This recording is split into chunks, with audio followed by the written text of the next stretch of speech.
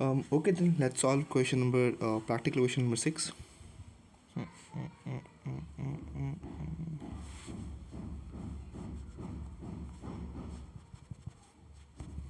ठीक है, हाँ जी।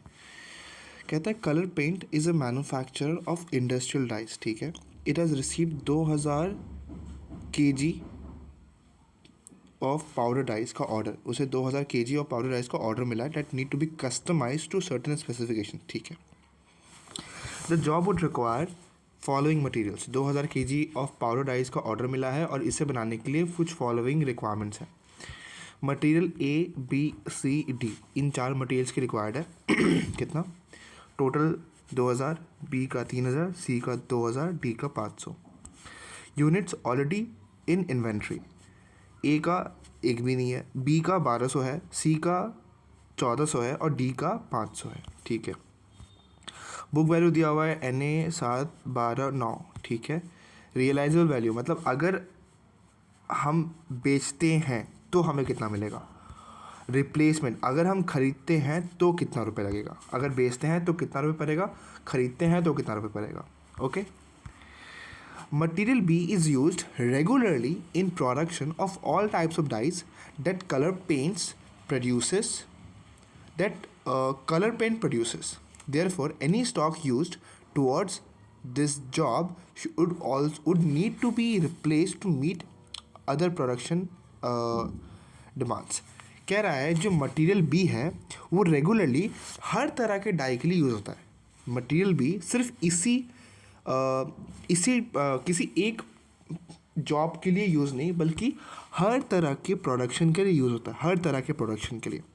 Therefore any stock use towards this job, इसीलिए अगर हम 1200 का एक भी अगर हम इस जॉब के लिए इस्तेमाल करते हैं, 1200 जो ऑलरेडी पड़ा हुआ था जो किसी और जॉब के लिए इस्तेमाल हो सकता था, अगर हम इस 1200 में से एक भी इस करंट जॉब के लिए इस्तेमाल करते हैं toward this job, order would need to be replace to meet the other production demand. तो हमें अदर डाइस में हमें शॉर्टेज पड़ जाएगा। इस 1200 को हम अदर डाइस के लिए यूज़ कर सकते थे, पर क्योंकि हम इस जॉब में यूज़ कर रहे हैं तो हमें 1200 खरीद के भी रखना पड़ेगा। हमें 1200 खरीद के भी रखना पड़ेगा कि अदर डाइस की प्रोडक्शन रिक्वायरमेंट मीट हो। ठीक है, हम ये जो 1200 है वो इसके लिए यूज़ होती है, लेकिन हमें इस जॉब अपनी करंट जॉब के लिए यूज़ करना है। तो अगर इसके लिए यूज़ कर देंगे तो इसकी रिक्वायरमेंट तो चली गई ना, तो इसके लिए भी 1200 खरीद के रखना पड़ेगा। ठीक है, ओके। कह रहा है inventory of material C and D are from stock that was purchase in excess previously. ठीक है, C और D का जो स्टॉक है 1400 और 500 का, वो एक्सेस में परचेज करके रखा हुआ था।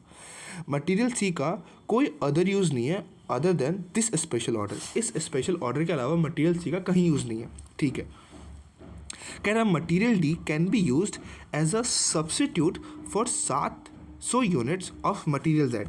कह रहा है एक मटेरियल Z है जिसमें ओरिजिनली 700 यूनिट्स लगता है और इस 700 यूनिट्स का 11 रुपये पर कॉस्ट है, यानी 700 × 11 इज इक्वल टू 7700। कह रहा है ये जो कॉस्ट है ना, इसको ये 500 यूनिट रिप्लेस कर सकता है। Material D can be use as a substitute for 700 units जिसका कॉस्ट 11 रुपये, यानी 500 यूनिट्स अगर हम खरीदते हैं तो कितना पड़ता है 15 रुपये के हिसाब से, यानी 500 × 15 ये होता है 500 × 15 7,500। यानी ये 500 रुपये अगर हम Z के लिए यूज़ करते हैं तो सस्ता पड़ेगा कंपेयर टू अगर Z के लिए 700 यूनिट प्रोड्यूस करें, सस्ता पड़ेगा, राइट। ठीक है, तो इसलिए यहाँ पे समझना सोचना कि अगर हम इस 500 यूनिट को D के लिए नॉट D के लिए, इस जॉब के लिए यूज़ कर लें तो क्या मुझे 750 रुपये एक्स्ट्रा देना पड़ेगा? क्या मुझे 750 रुपये मटेरियल Z के लिए एक्स्ट्रा देना पड़ेगा? ठीक है, तो हमें फाइंड आउट करने बोला है relevance cost of the material जो इस जॉब में लग सकता है, और फिर डिसाइड करो कि क्या हमें लेना चाहिए या नहीं लेना चाहिए। ठीक है, ओके। सो सॉल्व करते हैं इसको। मटेरियल ए की बात करते हैं। मटेरियल ए इन्वेंट्री में है ही नहीं, यानी अगर हम इस जॉब को लेते हैं तो हमें मटेरियल ए खरीदना पड़ेगा। 2000 इंटू मटेरियल ए कितने रुपये से मिल रहा है? 8 रुपये के हिसाब से। ठीक है, तो अगर इस जॉब को लेते हैं तो हमें मटेरियल ए, सॉरी 8 रुपये ना, मटेरियल ए खरीदना पड़ेगा, यानी हमें 16,000 रुपये एक्स्ट्रा लग जाएगा। अगर हम जॉब नहीं लेते हैं तो हमें मटेरियल ए 1 रुपये भी नहीं लगता। ठीक है, ओके। मटेरियल बी का क्या कहना है? कह रहा है इस 1200 यूनिट को अगर हम जॉब एक्सेप्ट नहीं करते, ये 1200 यूनिट कहीं और लग जाता, कहीं अदर प्रोडक्शन ऑफ डाइज में लग जाता, पर क्योंकि हम इस जॉब को एक्सेप्ट कर रहे हैं तो 1200 यूनिट यहाँ पे ले रहे हैं। ठीक है, जिसके वजह से क्या हो रहा है, हमें देखो यहाँ तो फ़ायदा हो जा रहा है कि अब हमें बस 1800 यूनिट परचेज़ करना पड़ेगा मटेरियल बी का। चलो पहले वही कर लेते हैं। 1200 हमारे पास ऑलरेडी है तो हमें 1800 परचेज़ करना पड़ेगा। 1800 इंटू 10, 1800 इंटू 10 18,000, यही है ना। 3,000 माइनस 1200 1800, ठीक। 1800 इंटू 10 18,000 हमें परचेज़ करना पड़ेगा। 1800 इंटू 10 हमें 18,000 की मटेरियल परचेज़ करना पड़ेगा।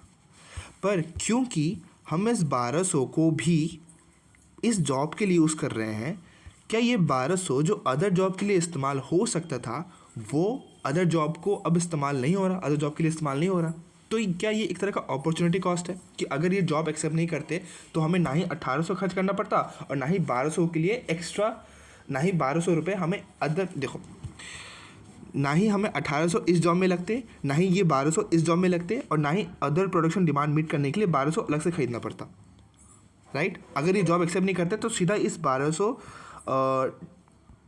को हम अदर प्रोडक्शन में यूज़ कर सकते। जस्ट बिकॉज हम इस जॉब को एक्सेप्ट कर रहे हैं तो ये 1200 वहाँ पे यूज़ कर ले रहे हैं, एंड इसको डिमांड मीट करने के लिए हमें 1200 एक्स्ट्रा खरीदना पड़ रहा है। तो क्या 1200 का एक अपॉर्चुनिटी कॉस्ट हुआ? कितना हुआ? 1200 इंटू 10, 1200 इंटू 10 12,000, ठीक है। 1200 इंटू 10 12,000। एक बार वापस क्लियर कर दो क्या इसको? देखो, सपोज़ कि ये 1200 यूनिट्स है, सपोज़ ये 1200 यूनिट्स है, ये जॉब है जो अभी हम एक्सेप्ट कर रहे हैं, और ये अदर डिमांड्स हैं जहाँ पे 1200 यूनिट लगने चाहिए थे। ये भी एग्जिस्ट करता है और ये भी एग्जिस्ट करता है। केस वन मान लो कि सिर्फ ये एग्जिस्ट करता है। केस वन मान लो कि सिर्फ ये एग्जिस्ट करता है, तो हमारे पास ये 1200 यूनिट हम यहाँ लगा देते हैं, राइट। क्या हमें कुछ एक्स्ट्रा ख़रीदने की ज़रूरत पड़ती? क्या हमें कुछ एक्स्ट्रा ख़रीदने की ज़रूरत पड़ती? नहीं पड़ती। अब केस टू मान लो कि हमारे पास जॉब भी है और अदर भी डिमांड है, तो हमें 3,000 की रिक्वायरमेंट है, तो 1800 तो वैसे भी ख़रीदना है, 1800 वैसे भी ख़रीदना है, पर इस 1200 को हम यहाँ पे इस्तेमाल कर लेंगे। पर इसका जो डिमांड है उसका क्या? तो इसके लिए 1200 अलग भी तो ख़रीदना पड़ेगा, इसके लिए 1200 अलग भी ख़रीदना पड़ेगा। यानी टोटल हमारा ये प्लस ये, हमें दो चीज़ें ख़रीदनी पड़ रही है ना। जस्ट बिकॉज हम जॉब एक्सेप्ट कर रहे हैं, हमें दो चीज़ें ख़रीदनी पड़ रही है। आई बिलीव अब क्लियर हो चुका है, ठीक है। मटेरियल सी पे आता है। मटेरियल सी का कहता है कोई भी अदर यूज़ नहीं है, तो जो है आप रख लो, ठीक है। तो 1400 का कोई कॉस्ट नहीं लगेगा, लेकिन 600 में एक्स्ट्रा खरीदना पड़ेगा। 600 इंटू 14 रुपये, 600 इंटू 14 यानी 8,400। चलो, material C 600 into 14 is equal to 8,000। 600 into 14 8,400, 8,400। Material D कह रहा है, मटेरियल डी ये एक जेड है, ये जॉब है, और ये मटेरियल डी है जिसका दाम 500 है, इंटू 15 के हिसाब से 7,500। और जेड की इंडिपेंडेंट रिक्वायरमेंट के हिसाब से जाएं तो 700 यूनिट लगते हैं जिसका दाम 11 रुपये है, तो ये हो गया 7,700। नाउ कह रहा है कि अगर ये जॉब नहीं होता तो Z की इस 700 यूनिट की रिक्वायरमेंट को, यानी इस 7,700 रुपीज़ की रिक्वायरमेंट को और इस 700 यूनिट्स की रिक्वायरमेंट को इस 7,500 या कह लो 500 यूनिट्स से फुलफिल किया जा सकता है, नो अदर कॉस्ट रिक्वायर्ड। इसको मैं इससे फुलफिल कर सकता हूँ। नाउ जॉब एग्जिस्ट करता है। अब इन केस जॉब एग्जिस्ट करता है, मुझे ये यहाँ पे इस्तेमाल करना पड़ेगा। नाउ जस्ट बिकॉज मैं यहाँ पे इस्तेमाल कर रहा हूँ, मेरा अब मुझे अपॉर्चुनिटी कॉस्ट कितना पड़ रहा है, 1 सेकेंड देना। हाँ जी, तो जस्ट बिकॉज ये 500 यूनिट को मैं इस जॉब में यूज़ कर रहा हूँ, मेरा अपॉर्चुनिटी कॉस्ट कितना पड़ रहा है मुझे, जस्ट बिकॉज मैं जॉब में यूज़ कर रहा हूँ, तो मुझे 500 यूनिट अलग से ख़रीदना पड़ेगा। मुझे 500 यूनिट अलग से ख़रीद के रखना पड़ेगा। 500 इंटू 15 इज़ इक्वल टू 7,500 ठीक है। या ये भी ले लो इंटू 11। अगर हम 500 नहीं खरीदते हैं तो Z के लिए इंडिविजुअल कितना खरीदना पड़ेगा, 750। तो अगर हम इस 500 को जॉब के लिए इस्तेमाल कर देते हैं तो ये भी लग सकता है अगर हम मटेरियल D खरीदते हैं, और ये भी लग सकता है अगर हम Z के लिए इंडिविजुअल खरीदते हैं। तो अपॉर्चुनिटी कॉस्ट हमेशा हायर का होता है। सो अपॉर्चुनिटी कॉस्ट हम 7,500 नहीं बल्कि 7,700 मानेंगे। देखो ये दोनों ही अपॉर्चुनिटी कॉस्ट है। या तो ये होगा, अगर हम 500 यूनिट को जॉब के लिए इस्तेमाल कर रहे हैं तो या तो हम Z की रिक्वायरमेंट को 500 यूनिट खरीद के सेटिस्फाई करेंगे या उसकी ही 700 यूनिट खरीद के सेटिस्फाई करेंगे। तो दोनों ही अपॉर्चुनिटी कॉस्ट है, पर दोनों में से एक हम कोई एक करने वाले हैं। या तो हम 500 खरीदेंगे या 700 खरीदेंगे। अब है तो दोनों ही सिनारियो में दोनों ही अपॉर्चुनिटी कॉस्ट है, तो हम लेंगे हायर वाला अपॉर्चुनिटी कॉस्ट जिसकी सबसे ज़्यादा हायर वैल्यू है। हायर की प्रोविज़न बनाएंगे, हायर की कॉस्ट लेंगे। तो सारे 7,700 का यहाँ पे कॉस्ट लेंगे मटेरियल D का। सो the only cost is 7,700, that is 700 into 11, that is 7,700. So हमने A B C D सबका ले लिया. Now we have nothing left. So the total is 16,000 plus 18,000 plus 12,000 plus 8,400 plus 7,700. 16,000 plus 18,000 plus 12,000 plus 8,400 plus 7,700, total होके आता है 60,100. Answer क्या है? Answer 6.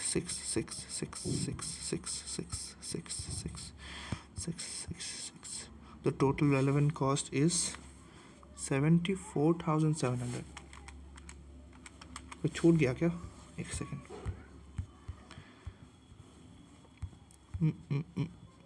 कुछ छूट गया क्या? Did we miss something? 2,000 लिख लिया, 1,200, 1,800, 30,000 ले लिया.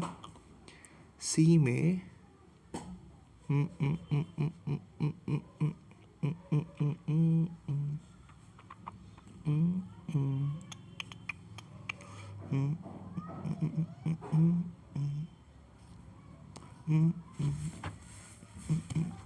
अच्छा हाँ, एक पॉइंट हमने मिस कर दिया यहाँ पे.